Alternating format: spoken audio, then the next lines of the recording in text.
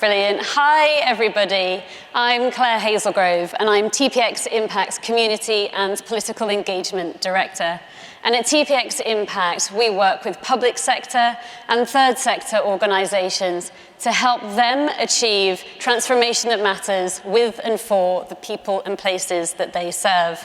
And to pick up really from where Angela so brilliantly left off before, we are in an era of tough choices and trade-offs on complex place-based issues, ranging from how to tackle the climate emergency in the right way in a local area, to how to recover from the impacts of the COVID-19 pandemic in the right way too.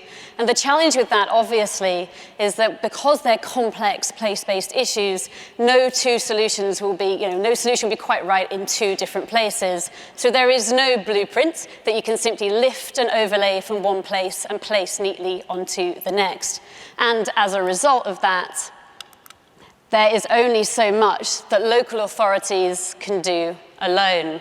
And so it's really important that council think about their role in this slightly differently. So to take the climate emergency, for example, local authorities are typically only responsible for somewhere between 1% and 5% of emissions, meaning that they're not responsible for somewhere between 95 and 99% of emissions. So thinking through their role, not just as actors, but also as conveners is really vital here. So bringing together businesses, local organizations, the voluntary sector, and residents to shape and deliver change together that they believe in is really important if we are really truly to tackle these great issues that we face today. And as a result of that, it is time and it is vital to put people's voices at the heart of change. And to talk through what I mean by this, and also what I don't mean by this, and what I'm not talking about here are approaches that divide. We've seen an awful lot of that, and I can't imagine that anyone sat here today or watching at home, unless Nigel Farage has tuned in, and you never know, is sat here thinking, I know what we need a referendum on every single one of these complex issues. No, this is about ways that we can bring people together to discuss, to deliberate through participatory democracy approaches. And actually there are real benefits to these approaches in of themselves too, in that they can actually help heal some of that frayed social fabric which has been so strained in recent years. And so I'm briefly going to talk through just 3 quick examples that will hopefully bring some of this to life for you. One example from local government, one from regional, and one from national, all here in the UK. So to start, Blackpool Council's Climate Assembly. So we, last year at TPXImpact, we co-designed and facilitated the council's Climate Assembly. Now, they were only responsible within the council for 3% of emissions locally, so wanted to bring people together across their whole place to discuss and deliberate on solutions, focus on what the council, but also local organizations and residents could do to help get to net zero. And through a series of sessions, we provided a foundational shared level of knowledge and education, but also brought people together to discuss, deliberate, and then prioritize these 8 areas that they felt were most important to tackle together in a whole place-based way within their town. But this process also had great secondary benefits too. You can hopefully see a couple here on screen.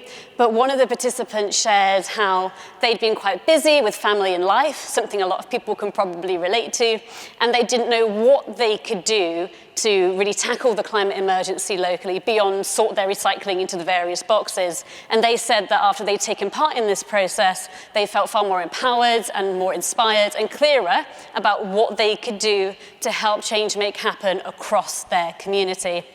Another individual as well. And so for context, because this was held last year in lockdown number 3, we had to run this completely online. And we're very conscious of the need to mitigate potential digital barriers.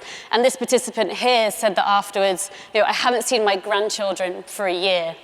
And now that I can use Zoom, I'll be able to call them and see their faces. So these approaches are great for tackling complex issues, and they also support greater community cohesion. Now, an example from regional government. At TPXImpact, right now, we're working with the South Yorkshire Mayoral Combined Authority to help them think through the start of their journey with these approaches. So how could they potentially embrace participatory democracy in how they make tough decisions with people across their region on issues that impact their lives? So we've been also supporting them to run their first deliberative workshops as well, which we've been doing over the last fortnight, which means that that brilliant team will be very well placed to continue these processes long after we've gone.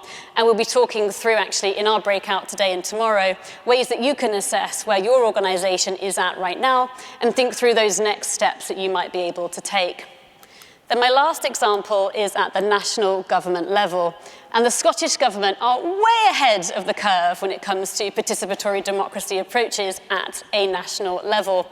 And not only have they run 2 national assemblies, one on the climate emergency and another on the future of Scotland and looking at the challenges and opportunities that they face as a nation, but we've been working with them to facilitate a working group, bringing them together with partners to really look deeply and think about how practically they could use citizens' assemblies as a core standard part of how they make decisions on those big, complex issues that shape people's lives across the nation. So then to bring this all together, and bearing in mind, obviously, the theme of this event over the next 2 days around building and expanding and growing that movement around community power, I wanted to leave you with an idea and an action, something that we could all do here today along the way to making this happen. And that is supporting what I call the candidate commitment. Obviously, there are lots of local elections taking place this May. There are some regional elections as well. And also, there will be more next May. And at some point, there will also be a general election. And it's quite normal, obviously, for people to get in touch with their candidates and ask them for views on certain issues. Well, why not get in touch, all of us, with our candidates and ask them for their views on approaches? Will this be something that they commit to if they are elected? And if you're a candidate, either sat here today or watching at home, then this is something that you can do. To make this commitment and say that if you are elected, you will put people's voices at the heart of change on these complex but important place-based issues. Thank you very much.